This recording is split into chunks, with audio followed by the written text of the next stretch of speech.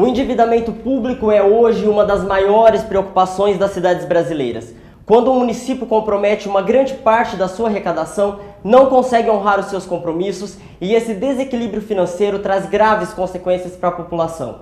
No programa de hoje, nós vamos mostrar duas cidades em caminhos opostos. Morro Agudo, que nos últimos anos se endividou de forma crescente, chegando a um de seus maiores rombos já registrado, e Orlândia, que conseguiu liquidar uma dívida histórica. A nosso pedido, uma empresa de consultoria em contabilidade realizou um levantamento da dívida de Morro Agudo nos últimos anos. Vamos dar uma olhada nesses números aqui nos gráficos. O primeiro gráfico vai mostrar para a gente a dívida geral do município. Nós não estamos considerando aqui o saldo em caixa em ambos os anos. Em 2012, essa dívida era de 2,7 milhões e em 2015, no fechamento do ano, ela chegou a 13,4 milhões de reais, um aumento de 495%. Vamos dar uma olhada agora nos dados de Orlândia, por exemplo. Lá a dívida chegou a 25 milhões em 2012 e aí em 2015 esse número baixou para 9,5 milhões, uma mudança muito significativa. Vamos dar uma olhada agora no que aconteceu na dívida de curto prazo de Orlândia, e aí sim, essa foi liquidada. Em 2012, esses números eram de 18 milhões, e em 2014, a prefeitura conseguiu quitar e fechar num saldo positivo de 765 mil reais. Daqui a pouco nós vamos ver os dados detalhados de Morro Agudo, mas antes vamos ouvir a opinião de um especialista. O Sebastião Ananias foi recentemente secretário da Fazenda em Orlândia e tem uma vasta experiência política com mais de 30 anos de carreira.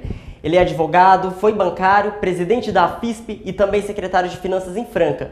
Nós pedimos que ele nos falasse como Orlândia traçou seu caminho financeiramente e também que ele analisasse os dados de Morro Agudo. Com relação a Orlândia, quando nós chegamos aqui, os números eram absolutamente desfavoráveis, uma situação de absoluta calamidade, de falta de estrutura física para trabalhar. Por exemplo, nós não tínhamos um computador funcionando, nós não tínhamos uma estrutura no departamento de água e esgoto que permitisse que tivesse uma reta escavadeira, porque todo o equipamento foi vendido. E nós começamos a negociar essa dívida credor por credor. Tornou-se uma administração dura, séria, responsável, e isso fez com que nós tivéssemos êxito nisso. Nesse momento em que nós estamos conversando, a prefeitura não tem dívidas nenhuma, a prefeitura tem uma folga de caixa em torno de 2 milhões de reais. Eu acho que Morro Agudo vai ter que passar pela experiência de Orlândia. Vai ter que passar. Olha, um município que tinha uma dívida fundada, é aquela dívida que você renegociou e jogou para pagar para o futuro, que tinha uma dívida de 715 mil reais em 2012 e tem agora uma dívida de 7 milhões 182, o município está se tapeando, está se enganando, né? O município que tinha no total em 2012 um endividamento de 2 milhões e 700 e pula para 13 milhões, quase 13 milhões e meio, ele está numa escada rolante subindo na dívida. Esse município não vai conseguir, porque se você colocar isso aqui no mês a mês, você vai verificar que o serviço da dívida, que são os juros, que são as correções monetárias, supera a capacidade de pagamento mensal. Ou seja, essa dívida tende só a crescer. E outra coisa, a população precisa começar a caçar no voto o político que endivida a cidade.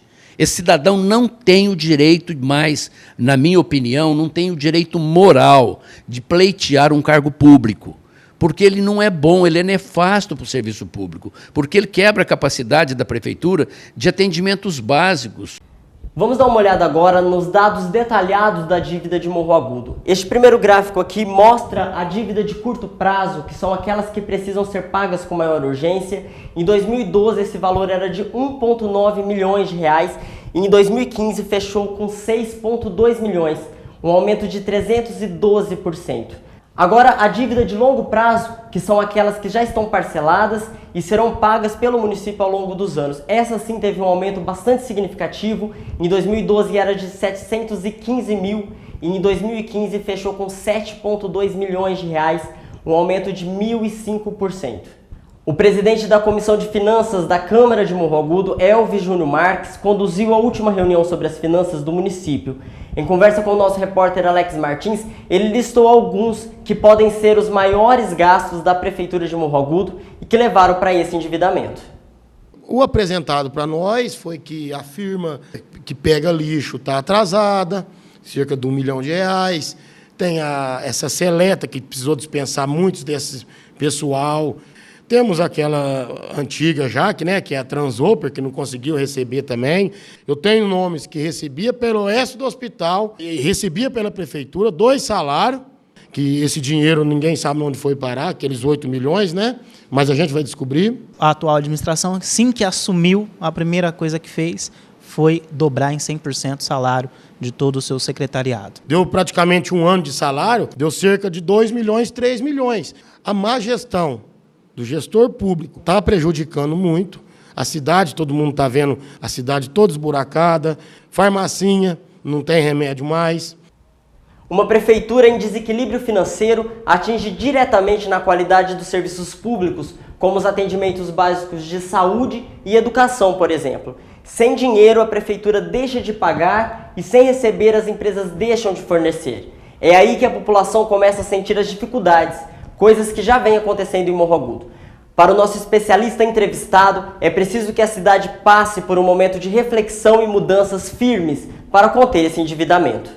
Eu entendo que Morro Agudo é uma cidade que vai ter que passar por uma experiência amarga de restrição de gasto.